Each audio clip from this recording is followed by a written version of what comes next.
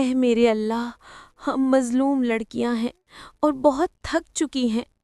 हम कितने दिनों से भूखे हैं या रब, पेट में आग सी लगती है। आप देख रहे हैं ना, हमारी सौतेली माँ हम पर कितना जुल्म करती है। हर रोज़ ताने, हर रोज़ भूख, हर रोज़ आंसू। या खुदा, हमारी दुआ कबूल फरमा। ये कहानी है बाप सलमान और उसकी 3 बेटियों की। उसकी बीवी कुछ साल पहले गुजर चुकी थी। तीनों बेटियां खूबसूरत थीं, मगर सबसे छोटी बेटी ज़ैनब अपनी बहनों में सबसे ज़्यादा समझदार और दूरअंदेश थी। सलमान अपनी बेटियों से दिलो जान से मोहब्बत करता था। उसने कभी उन्हें माँ की कमी महसूस नहीं होने दी। हर ख्वाहिश, हर ज़रूरत, सब कुछ वो पूरा करता था।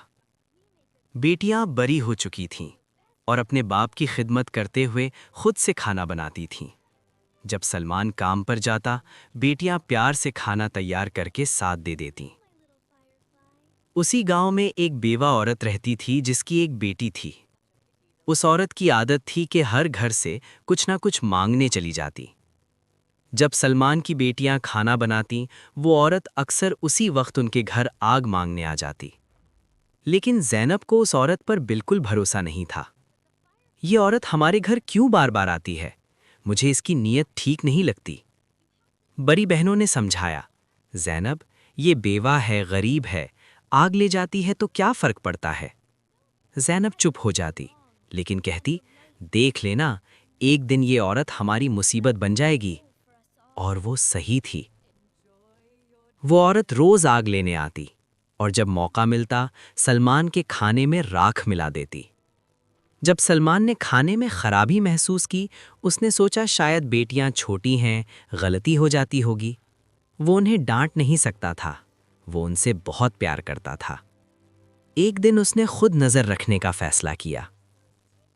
बेटियां साफ दिल से खाना बना रही थीं, चावल धो रही थीं, सालन बना रही थीं, बर्तन साफ कर रही थीं। खाना बिल्कुल ठीक था, लेकिन फिर अचानक सलमान ने जो देखा, उसकी ज़मीन खिसक गई। वही बेवा औरत आग लेने आई थी। ज़ैनब उसे रोक रही थी, मगर बड़ी बहनों ने उसे समझा दिया और उस औरत ने चुपके से सलमान के खाने में राख मिला दी। सलमान को गुस्सा आ गया। उसने औरत को बुलाया, तुम्हारी हिम्मत कैसे हुई मेरा खाना खराब करने की? वो औरत बड़ी शरारत से सलमान के पास आई, उसके सीने पर हाथ रखते हुए बोली, मैं तो बस ये देख रही थी कि तुम सच में अपनी बेटियों से प्यार करते हो या नहीं। खाना खराब होने पर तुम उन्हें डांटते हो या नहीं।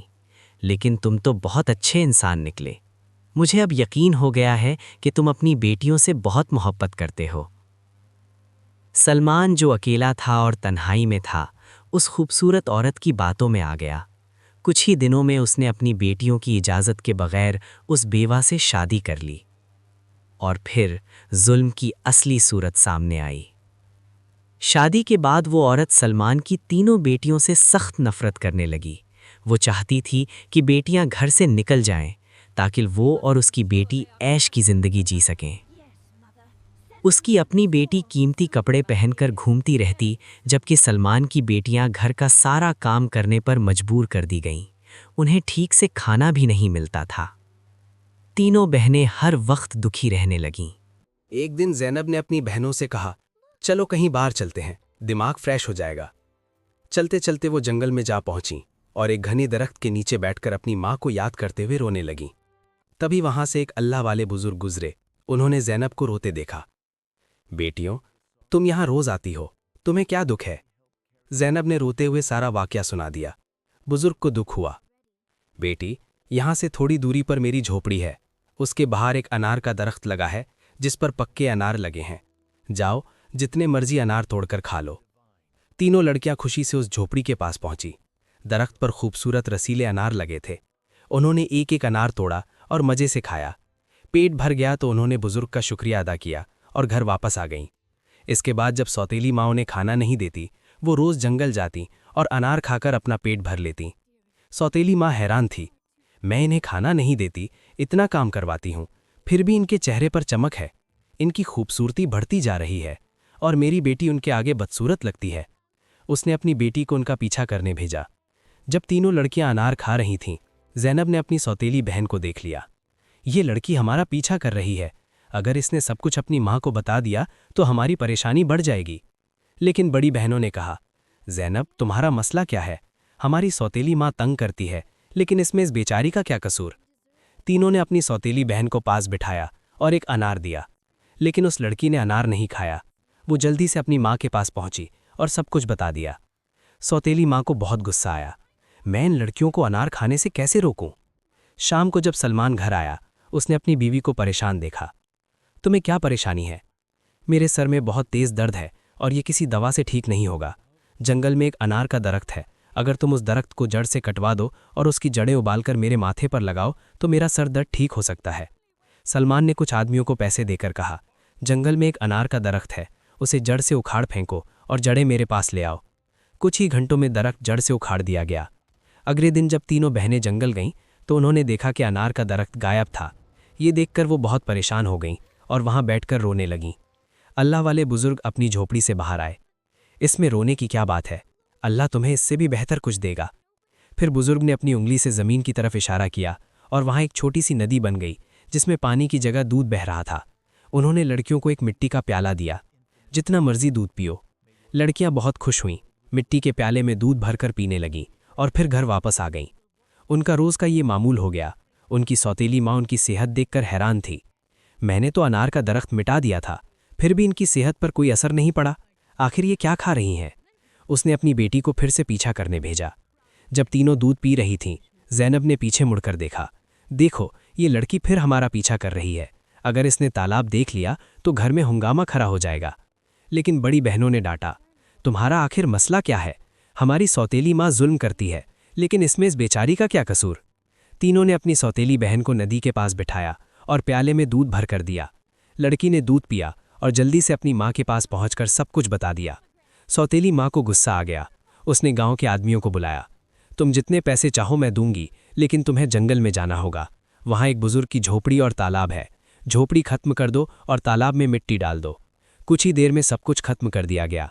अगले दिन जब तीनों बहनें जंगल गईं तो उन्होंने देखा कि ना तालाब था ना झोपड़ी। उन्हें पहाड़ जैसा दुख हुआ। वो भूखी प्यासी घर लौट आईं। सौतेली माँ बहुत खुश थी। एक दिन वो फिर बीमारी का बहाना बनाकर लेट गई।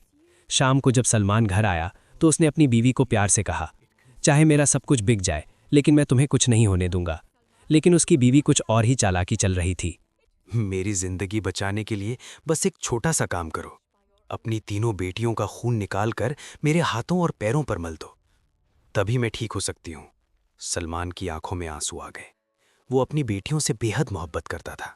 वो चुपचाप बाहर निकला और बेटियों को ढूंढने लगा। बेटियां घर में नहीं थीं। वो परेशान होकर उन्हें ढूंढते ढूंढते कब्रिस्तान पहुंचा।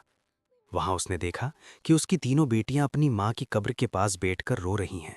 सलमान का दिल कांप गया। एक तरफ उसकी बीवी की ख्वाहिश थी, दूसरी तरफ बेटियों की जिंदगी। उसने सोचा कि उसकी बीवी बेटियों से कभी खुश नहीं होगी, इसलिए उसने फैसला किया कि बेटियों को दूर ले जाएगा। उसने बेटियों को गले लगाया, बेटियों, तुम क्यों परेशान होती हो? मैं तुम्हें कहीं और ले चलता हूं। वो बेटियों को एक घने जंगल में ले गया। वहां उसने मिट्टी का चूल्हा बनाया और खाना बनाकर खिलाया। जब बेटियां पेट भरकर खाकर एक दरख्त के नीचे सो गईं, सलमान ने उन्हें वहां सोते हुए छोड़ दिया और भाग गया। उसके दिल में यही ख्याल था कि कम से कम मेरी बेटियां जिंदा रहेंगी और सौतेली माँ के जुल्म से बच जाएंगी। रास्ते में उसने एक हिरन का शिकार किया और उसका खून लेकर अपनी बीवी को दे दिया। उसकी बीवी ने वो खून अपने हाथों और पैरों पर लगाया और खुश होकर कहा, अब मुझे आराम है। दूसरी तरफ जब तीनों बहनें जागीं तो उन्होंने देखा कि उनका बाप जा चुका है। वो अपने बाप को पुकारने लगीं। जंगल में जंगली जानवरों की आवाज़ें सुनकर वो डर गईं और रोने लगीं। इत्तेफाक से उसी जंगल में 3 दोस्त शिकार के लिए आए थे। जब वो शिकार करके लौटने लगे तो उनमें से एक दोस्त, जिसका नाम हारिस था, कहने लगा, मुझे किसी के रोने की आवाज़ आ रही है। शायद किसी को हमारी मदद की ज़रूरत है। तीनों दोस्त आवाज़ की दिशा में चल पड़े। उन्होंने देखा कि 3 खूबसूरत लड़कियां बैठी हुई रो रही हैं। हारिस ने पूछा, तुम यहाँ अकेली क्या कर रही हो? ज़ैनब ने हारिस को अपनी पूरी कहानी सुना दी। लड़कों को उन पर बड़ा तरस आया। क्यों ना हम इन लड़कियों से शादी कर लें? इन्हें एक छत मिल जाएगी और हमारी जिंदगी भी सुकून से गुजरने लगेगी। तीनों लड़कों ने तीनों लड़कियों से शादी कर ली। जैनब की शादी हारिस के साथ हो गई। तीनों दोस्तों के घर पास पास थे। तीनों बहनें खुशी खुशी अपने घरों में रहने लगीं। 1 साल बाद जैनब के घर बेटे की पैदाइश हुई। सब बहुत खुश हुए। धीरे धीरे जैनब का बेटा 2 साल का हो गया। एक दिन हारिस ने अपने दोस्तों से कहा, मेरा जंगल में शिकार करने का मन हो रहा है। लेकिन दोस्तों ने मना कर दिया। हारिस ने जैनब से इजाज़त ली और अकेला जंगल चला गया। लेकिन इसके बाद कई दिन गुजर गए और हारिस घर वापस नहीं आया। जैनब बहुत परेशान हो गई। उसकी बहनें भी चिंतित हो गईं। जैनब के जीजा ने तसल्ली दी, फिक्र मत करो, हम हारिस को ढूंढकर वापस लाएंगे। लेकिन हारिस के दोस्त भी जंगल गए और वो भी वापस नहीं लौटे। तीनों बहनों पर गम का पहाड़ टूट पड़ा। एक दिन जैनब अपने बेटे को सुला रही थी कि दरवाजे पर दस्तक हुई। उसने दरवाज़ा खोला तो एक बुजुर्ग फकीर जिसने हरे रंग के कपड़े पहने थे दरवाजे पर खड़ा था। बाबा, मेरा शौहर घर पर नहीं है, जब वो आएगा तब आप आ जाना। फकीर बोला, बेटी, मुझे बहुत भूख लगी है, किसी भूखे को खाना खिलाने में क्या हर्ज है। जैनब ने मजबूरी में फकीर को घर में बुला लिया और खाना बनाने लगी। लेकिन वो जादूगर फकीर बुरी नज़रों से जैनब को देखता रहा। फिर वो जैनब के करीब आया। सुनो लड़की, तुम मुझे बहुत अच्छी लगती हो। अपने बेटे को छोड़ दो और मुझसे शादी कर लो। जैनब डर के मारे कांपने लगी। बाबा, आप कैसी बातें कर रहे हैं? मैं शादीशुदा हूं और एक बच्चे की मां हूं। जादूगर फकीर को गुस्सा आ गया। उसने अपने जादू से जैनब को कुतिया बना दिया और उसके गले में रस्सी डालकर ले जाने लगा। जैनब का बेटा जोर जोर से रो रहा था। जैनब की बहनों ने बेटे की रोने की आवाज़ सुनी तो भागती हुई उसके घर आईं। उन्होंने बेटे को गले लगाया और अपनी बहन को ढूंढने लगीं। लेकिन जैनब कहीं नजर नहीं आई। वक्त इसी तरह गुजरता रहा। अब जैनब को गुम हुए 14 साल का लंबा वक्त गुजर चुका था। जैनब का बेटा जवान हो चुका था। उसकी दोनों खालाओं ने मिलकर उसे पाला था। एक दिन खालाओं ने उसे उसकी माँ के बारे में सारी सच्चाई बताई। ये सुनकर वो परेशान हो गया। खाला, आज मैं अपने माँ बाप को ज़रूर ढूंढने जाऊँगा। खालाओं ने समझाया, बेटा, जिन्हें जाना था वो चले गए। हमारे शौहर भी जंगल गए और कभी वापस नहीं आए। अगर तुम भी चले गए तो हम किसके सहारे जाएंगे? लेकिन लड़के ने कहा, फिक्र मत कीजिए, मैं सबको ढूंढकर वापस ज़रूर लाऊंगा। लड़का जंगल की तरफ निकल पड़ा। कई दिनों तक इधर उधर भटकता रहा। तलाश करते करते वो एक ऐसे इलाके में पहुंचा जो पूरी तरह पत्थरों का इलाका था। वहां उसने पत्थर की इमारतें देखीं। तभी एक बुजुर्ग बाहर आए।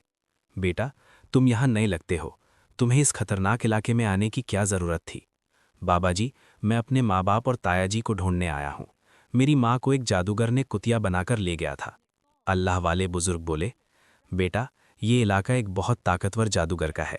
जो भी उससे पंगा लेता है वो उसे पत्थर बना देता है। ये जो तुम पत्थर देख रहे हो, ये भी कभी इंसान थे।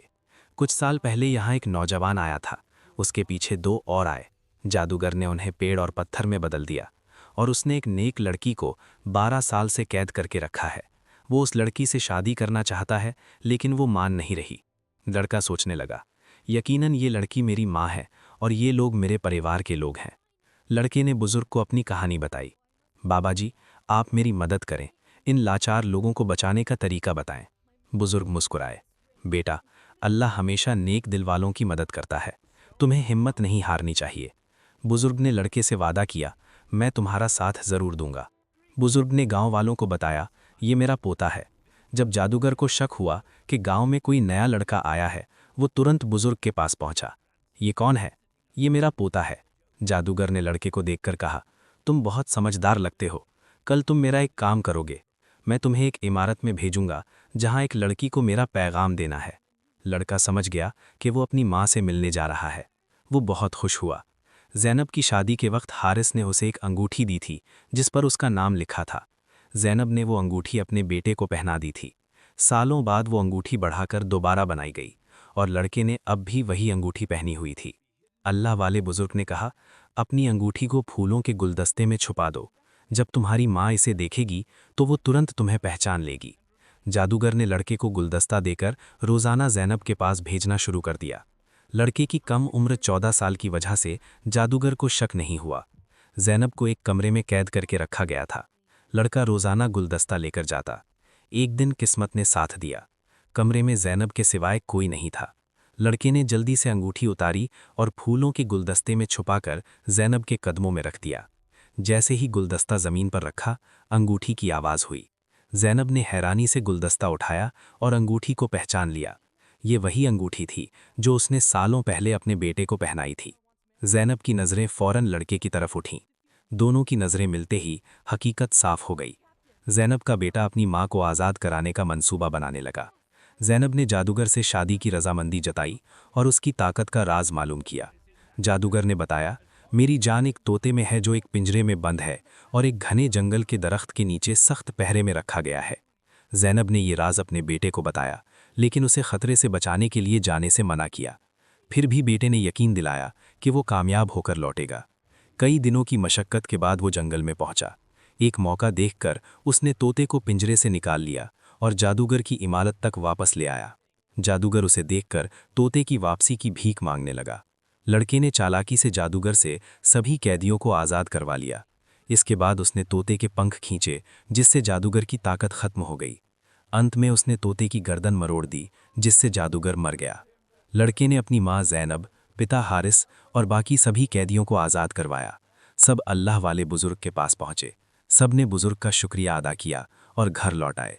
जैनब की बहनें अपने शौहर से मिलकर बहुत खुश हुईं। उनके पिता अपनी बेटियों को सही सलामत देखकर खुशी से रोने लगे। उन्होंने बेटियों से माफ़ी मांगी और बताया कि उनकी सौतेली माँ की साजिशों की वजह से सब हुआ। बेटियों ने अपने पिता को तसल्ली दी। उनके पिता ने बताया कि उनकी सौतेली माँ एक गंदी बीमारी का शिकार होकर इस दुनिया से चली गई। इसके बाद सबने खुशी और सुकून के साथ जिंदगी गुजारनी शुरू कर दी।